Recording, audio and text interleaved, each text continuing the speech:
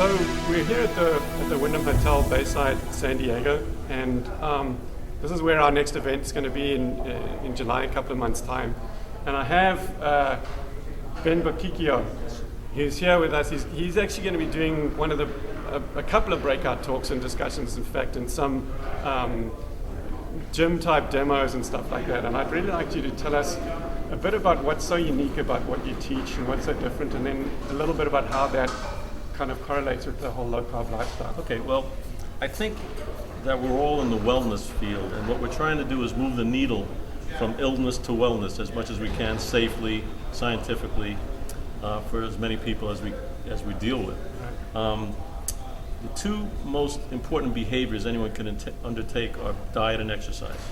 So the question really becomes, what kind of diet, what kind of exercise? So I see a lot of correlation between the low carb, which I have been an advocate of for 45 years or so, and actually prescribed to patients and clients over the years, and what we call high intensity exercise, which is a misnomer in most cases. So I can describe for you what high intensity really means, why it has benefits that are synergistic to a low carb diet, and why I prescribe and have had much success using them in conjunction with each other. Okay, well, start with high intensity. Define what. Well, it's an ill-defined term in high intensity. We've had throughout the science, we've had different definitions of anaerobic threshold, aerobic threshold. What's what? Is it blood lactate? Is it gas exchange? Is it muscle lactate? So basically, what I do and what I will do in the talk is describe the different muscle fiber types that all humans have, and how we want to manipulate those in our exercise protocol to achieve the metabolic responses that we consider beneficial, productive, and healthy. And they would correlate with a low-carb diet. For example, if anybody's familiar with Jason Fung, he says that intermittent fasting, which by the way I have been also prescribing for 40 some odd years, intermittent fasting provides a number of instigators of certain pathways. HGH, human growth hormone production, adrenaline release, among the two.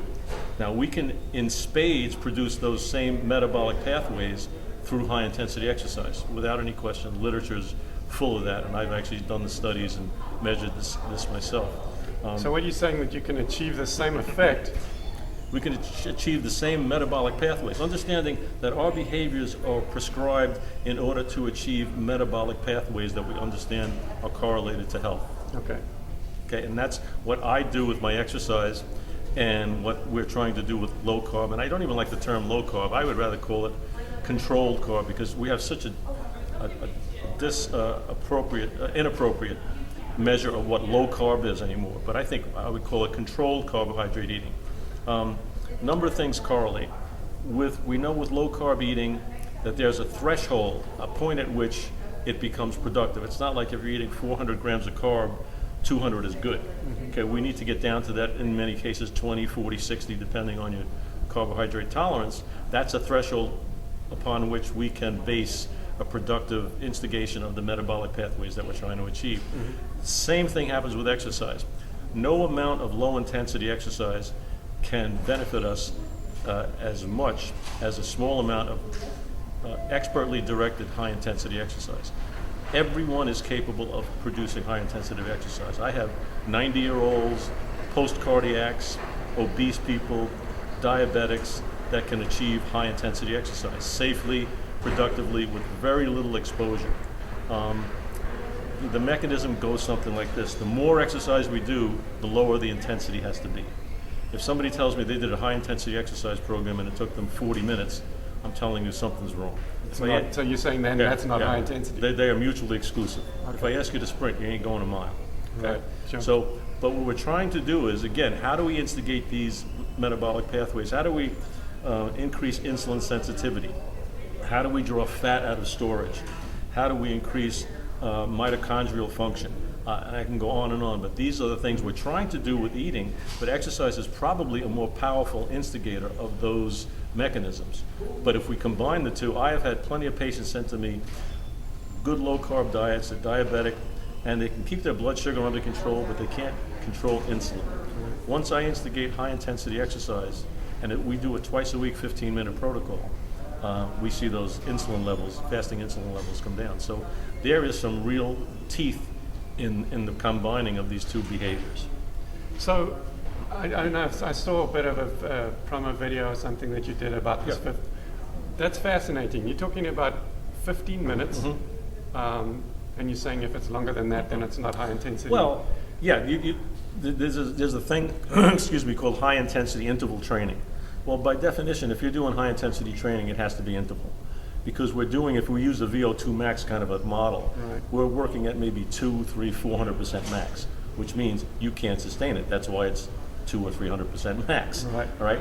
So, but that imposition requires that certain muscle fiber types and energy pathways have to be utilized, and that the metabolites of that experience are the things that we're trying to produce that increase insulin sensitivity, fat drawing. Here's this is a Dr. Benism, okay? Aerobic exercise is fat borrowing, because we have free fatty acids and fat in the form of triglycerides that circulate throughout the body all the time to maintain our metabolism, our heart function, our circulation, our hormone system. That is happening all the time. When we start to do aerobic exercise, okay, we start to borrow from that cycle. So we take the free fatty acid and we fuel the exercise. Right. At the end of that exercise, and Gary Taubes will reinforce this, we've had this discussion, Right. You have to pay back. You get tired and you get hungry. So as you've borrowed from the cycle through aerobic exercise, Right. through steady state. And by the way, the term to me, steady state, really means that it's something that we can sustain that doesn't really rock the metabolic boat. If it's steady state, our body doesn't have to really respond to, if it can handle it, it's a normal course of events. Why would it have to respond upwardly? Why would it adapt upward mobilely, okay? So high intensity, in the case of exercise, in almost every case, to get a better effect, the intensity is the variable that we have to maneuver, and it's almost always higher intensity, not more exercise, higher intensity. That stimulates the response that we're trying to produce. Okay, and then the last thing that kind of fascinates me is this thing that twice a week. So Okay. where do you get twice a week? And I like to go back to anthropology. How did our human species develop?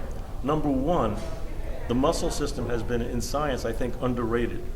We would not need a cardiovascular system that can pump blood at 7 to 10 times resting rate, or a hormonal system that can go from 0 to 60, or a muscle system that can turn on power at 10 or 15 times a normal resting state in a millisecond, if we didn't have this drive from the muscle system, okay? We must have been active, or else we wouldn't have had these capabilities. These are hardwired into our DNA. Right. So we are supposed to be active. However, when we do a high intensity routine, exercise routine, it is akin to running away from a predator or killing a prey. I mean, we're talking about monumental trying to efforts. catch something Yeah, to eat. Right? yeah. I mean, these are monumental efforts. They require acute concentration. That's why we have brain responses to high intensity exercise. Norepinephrine, dopamine, which magnifies the signal from the brain, and it clarifies. Dopamine is basically like a fine tuner on a radio. These things are exaggerated intensely in a high intensity situation. These are good things. Alzheimer's, brain health, things like that. So all of these kind of attributes that can be attributed to high intensity exercise have positive metabolic effect, very similar and synergistically to that which we want to achieve through low carb eating. Okay, and just high intensity doesn't necessarily mean very heavy. No. So would you include actually sprinting as You could. My particular exposure for high intensity exercise, universally for all people, from my elite athletes, and I've trained world-class gold medal, world record holders, and I train 90-year-old sedentary people that haven't done anything in 15, 20 years, Right. that are sent to me because the doctor says they are becoming sarcopenic. They're losing muscle, in which case there's something that most people don't know about. It's called sarcopenic diabetes. Okay? What happens is, as you lose muscle, you lose your insulin receptors, because many of the muscle of the insulin receptors are located in the skeletal muscle. The more we can increase the mitochondrial function, meaning the more energy that we seek and drive through our exposure, the higher the level of mitochondrial work, and the more we have to resist insulin resistance, leptin resistance, and things like that. We have a higher level of energy exposure and a higher level of energy potential. But if we lose muscle, then sarcopenic obesity, sarcopenic diabetes means we're losing muscle, and as a result, you can be thin, but lose so much muscle that your insulin receptors now basically go away because you don't have muscle fibers to support them. Okay, well, that's really fascinating. I'm can't wait to listen to your presentations here in a couple of months' time. Right. And I believe you're going to be setting up a bit of a gym there, and you will people will be able to come and get some demos and help do some workouts. We're going to give the presentations, and then we will have in one of the breakout rooms we will have some equipment. And if anybody will have a sign-up sheet, if anybody wants to see what high-intensity exercise feels like, wants to experience it, we'll certainly be there. We'll have people there that can work with you and explain it to you. A couple of things I wanted to say is high-intensity exercise is not heavy weights. It's not exhaustive. It's not, life-threatening. It may be all of those things, but that's not what describes it. It is how we tax probably what we call the type 2B fast twitch, life or death muscle fibers, and the resulting metabolite response, the metabolic response to that makes this a productive endeavor. Okay, I can't wait. Okay. Thank you very much for talking to us. Thank you, Doug. We'll see you in a couple of months. All right. Okay. Cheers.